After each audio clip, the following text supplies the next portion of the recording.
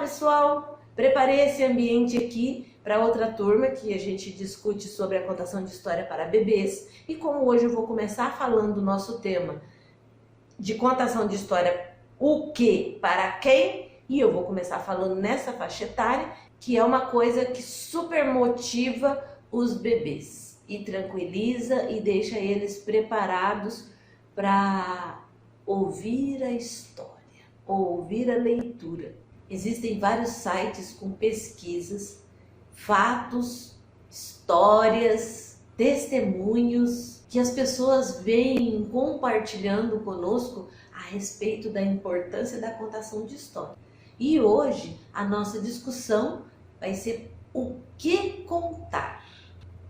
Mas para isso eu preciso esbarrar de novo lá no tema da importância da contação de história. Nós vamos a gente colocar lá na barra de pesquisa na internet a respeito de o que contar, tendo em vista para quem contar, vai aparecer várias possibilidades de sites de universidades, de pessoas especialistas na área, pessoas que vêm nos compartilhar várias experiências ricas nesse âmbito da contação de histórias. Esses especialistas nós podemos colocar na lista aqui os psicólogos, os terapeutas, a gente pode colocar os professores, a gente pode colocar também os escritores, cientistas que estudam o comportamento humano, entre tantos outros. E o maior de todos na área, os pais. Aqueles que são bons observadores notarão a diferença no filho ou na criança que ouve história, nas facilidades que ele tem na comunicação, nas facilidades que ele tem na resolução de problemas. E eu digo problemas não só os de matemática, as atividades da escola, os conflitos, os traumas, não só, vamos dizer assim, colocar entre aspas aqui, não só os problemas físicos, mas os problemas emocionais. O quanto ele consegue superar, o quanto ele consegue achar referências nos personagens, no ambiente prazeroso que traz, a confortabilidade e a comodidade, a tranquilidade que traz as contações de história. E eu vou dizer pela minha pouca experiência que essa coisa de categorizar o que contar, tendo em vista para quem contar, há o que se pensar sobre isso. Porque eu acredito que se em todo lugar eu posso contar história, conforme foi o nosso tema passado, eu também posso contar qualquer história para qualquer pessoa, pensando na questão da faixa etária. Qualquer tema, sobre qualquer assunto, por mais complicado que seja, eu posso contar para uma criança. Porque, na verdade, o que importa ali na contação de história para um bebê, por exemplo, não é a narrativa dos fatos, a sequência dos fatos, a compreensão desses fatos, o começo, meio e fim. O que importa muito mais para o bebê é a presença, é o olhar, é a cadência da minha voz, é o ritmo. É a afetividade que está instaurando ali no momento da contação de história entre eu e aquele bebê. Então eu posso contar uma história com palavreados super difíceis que nem mesmo eu vou conseguir pronunciar, mas o bebê vai entender perfeitamente um outro vínculo que está sendo instaurado ali. Eu posso contar uma história, por exemplo, numa outra língua que aquele bebê jamais ouviu. Não importa. Eu posso contar, por exemplo,